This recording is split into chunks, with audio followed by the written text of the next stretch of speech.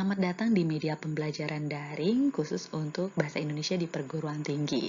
Nah, bagi Anda yang baru saja mampir ke channel ini, tolong bantuannya untuk subscribe, kemudian like dan komen sebanyak-banyaknya, kemudian bagikan ke seluruh akun media sosial Anda, dan juga untuk tetap mengikuti peraturan berkomentar yang positif. Mari dukung channel ini agar berkembang dengan baik dan juga dapat menyajikan konten-konten kreatif dan edukatif. Jangan lupa subscribe-nya ya.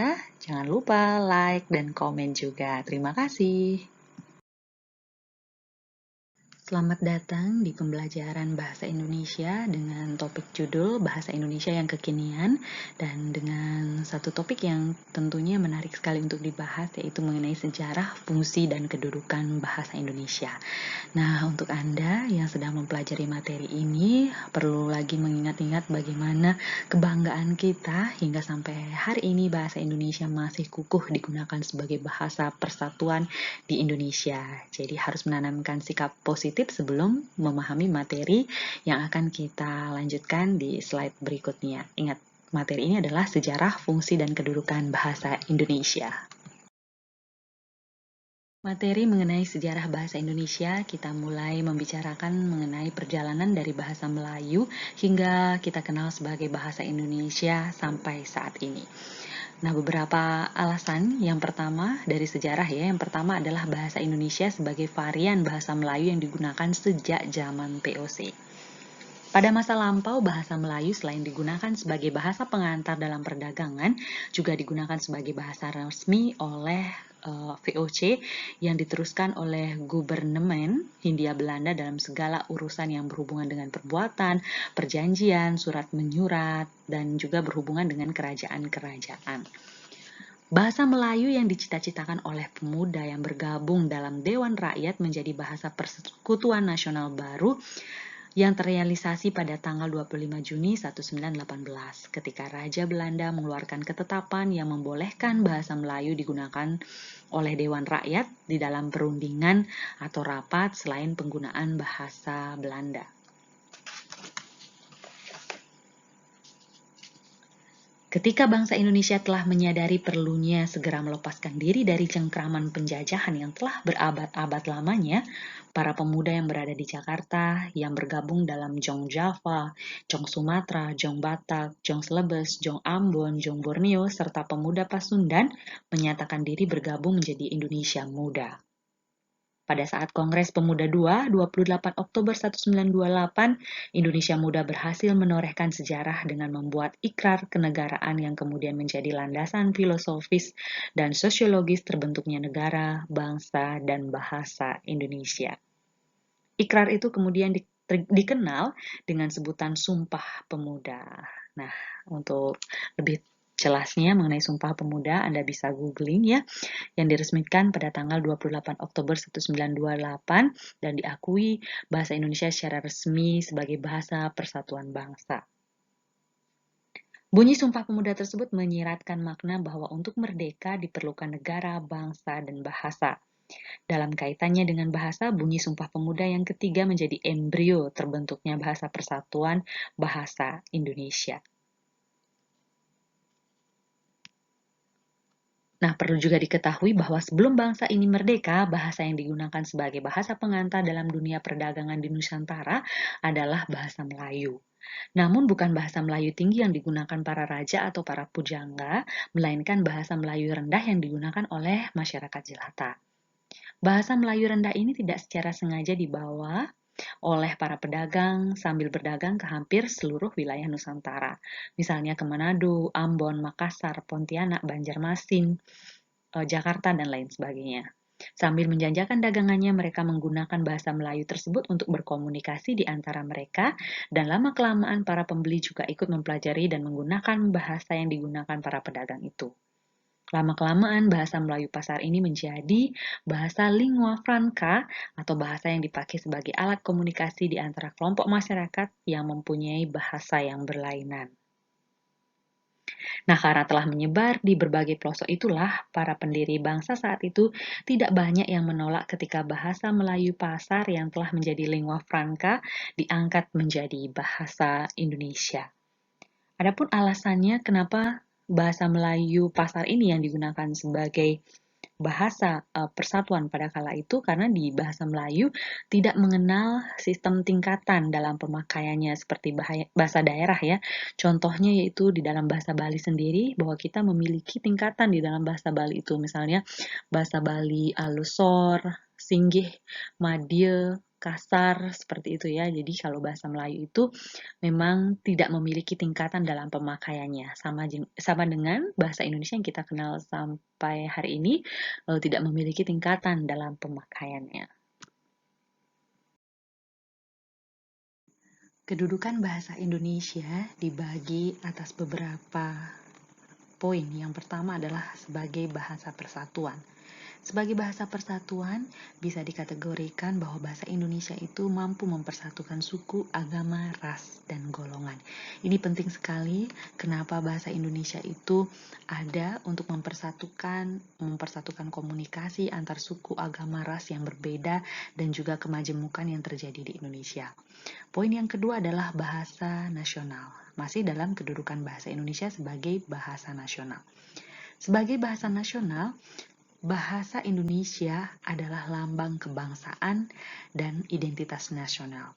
Jadi, orang luar akan dengan tahu ciri Indonesia yaitu dengan bahasa nasionalnya yaitu bahasa Indonesia dan juga lambang kebangsaan yang menunjukkan sebuah bangsa dengan ciri karakteristik sendiri yaitu penggunaan bahasa Indonesia sebagai bahasa persatuan. Kemudian yang ketiga adalah bahasa negara. Bahasa negara ini memiliki kedudukan sebagai administrasi negara, bahasa pengantar resmi kenegaraan. Misalnya di dalam hukum, tata negara, dan lain sebagainya itu bahasa Indonesia digunakan sebagai administrasi negara. Dalam pidato presiden, kemudian sebagai pengantar resmi kenegaraan, termasuk di dalamnya yaitu bidang pendidikan. Kemudian yang keempat yaitu bahasa baku atau bahasa standar. Nah, ini yang menjadi acuan penting di dalam dunia pendidikan sebagai peranan kedudukan bahasa Indonesia dalam sebagai bahasa baku atau bahasa standar, yaitu sebagai penanda acuan ilmiah dan bahasa yang tentunya memiliki kaidah-kaidah dan tatanan di dalam penggunaannya. Ini yang akan menjadi acuan ketika nanti Anda sendiri akan lulus dengan predikat sarjana dan menyerahkan karya tulis ilmiah sebagai salah satu syaratnya. Jadi penanda acuan ilmiah itu penting dipelajari sebagai kedudukan bahasa Indonesia sebagai bahasa baku atau bahasa standar. Bahasa Indonesia menurut ahli sangat beragam. Nah, di dalam fungsi bahasa Indonesia yang kali ini kita bahas, yang pertama ada beberapa, yaitu sebagai alat berpikir. Fungsi hakiki bahasa adalah sebagai alat berpikir. Hal ini dapat dibuktikan ketika seseorang sedang dalam keadaan sendiri, tanpa seseorang pun di sekelilingnya, ia sebenarnya sedang berpikir, mengingat-ingat, atau berangan-angan tentang sesuatu. Jadi apapun yang kita pikirkan itu sejatinya adalah sebuah ungkapan dalam bentuk bahasa, entah itu disampaikan dalam bentuk lisan maupun tulisan sebagai fungsi bahasa yaitu sebagai alat berpikir. Yang kedua, alat komunikasi. Tentu ini secara umum sudah kita tahu bersama bahwa bahasa khususnya di dalam bahasa Indonesia, alat komunikasi ini adalah bagaimana kita mengutarakan apa yang sedang kita pikirkan. Mengutarakannya itu bisa lewat tulisan maupun secara lisan seperti itu. Alat ekspresi diri.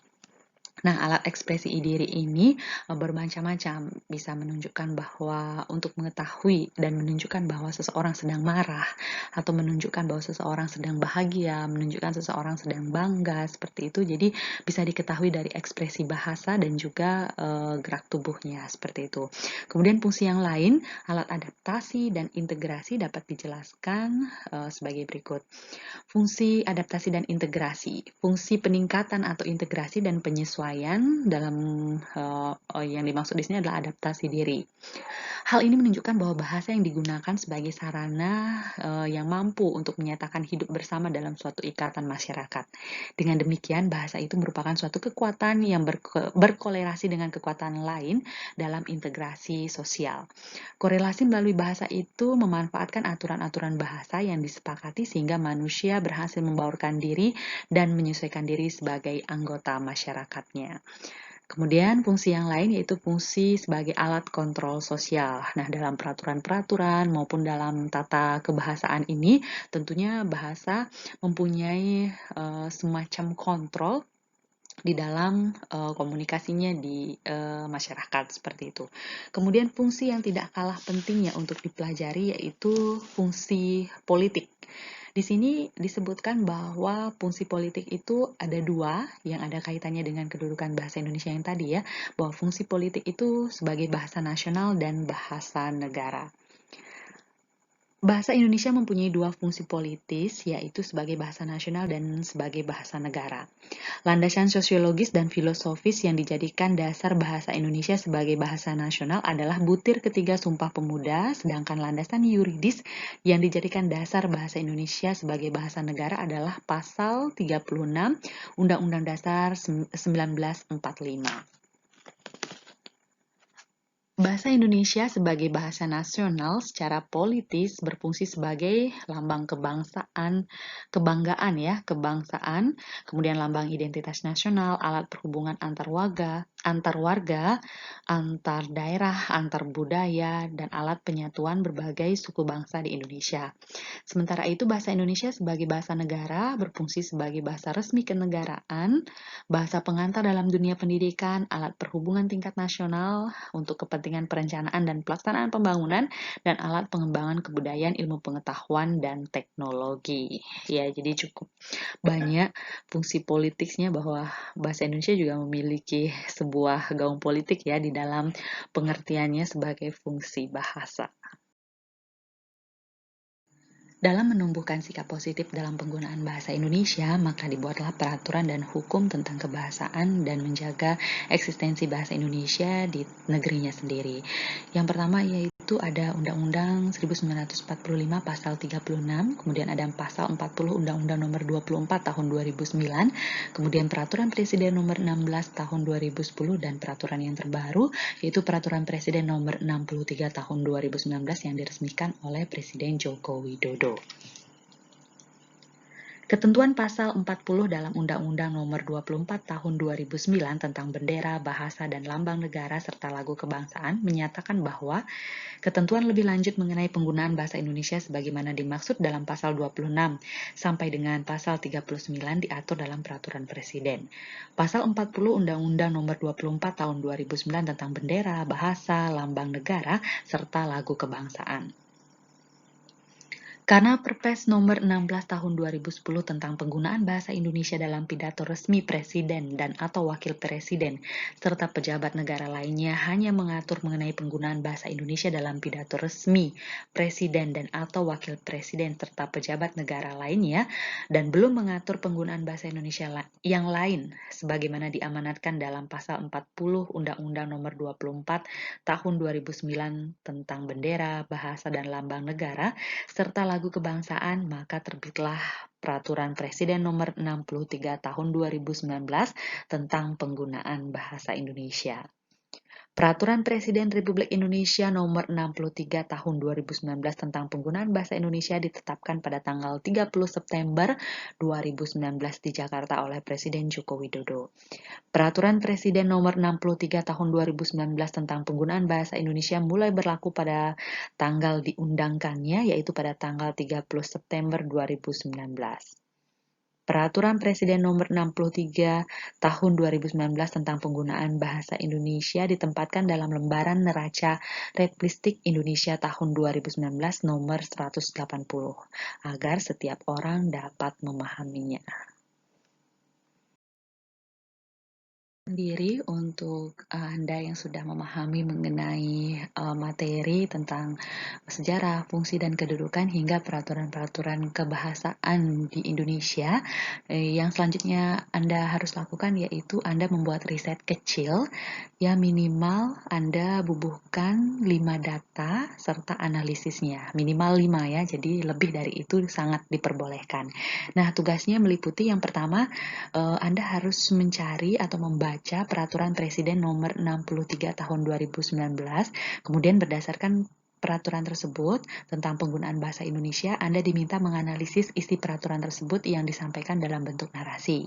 Analisisnya berupa pernyataan dalam peraturan dan bagaimana Anda membandingkan dengan fenomena kebahasaan yang terjadi di dunia nyata maupun di media sosial untuk mencari jawaban apakah peraturan tersebut dan hal yang terjadi itu selaras atau justru bertentangan. Ingat, Anda harus menyampaikan data, fakta, foto, salinan berita, atau lain sebagainya ya, yang berhubungan dengan data autentik dan juga analisisnya. Contohnya Anda bisa lihat di sini. Misalnya, pada pasal 5 Peraturan Presiden Nomor 63 Tahun 2019 menyatakan bahwa bahasa Indonesia wajib digunakan dalam pidato resmi Presiden, Wakil Presiden, dan pejabat negara lain yang disampaikan di dalam maupun di luar negeri. Nah, faktanya Anda temukan misalnya di media sosial atau di akun YouTube misalnya, faktanya ada beberapa pejabat yang masih menggunakan bahasa Inggris atau bahasa lainnya dalam pidato kenegaraannya ketika berkunjung ke luar negeri misalnya. Anda juga selipkan berita, foto, data autentik, minimal 5 ya. Jadi ini bisa Anda kerjakan dan mulai analisis dan saya tunggu karya terbaiknya. Terima kasih.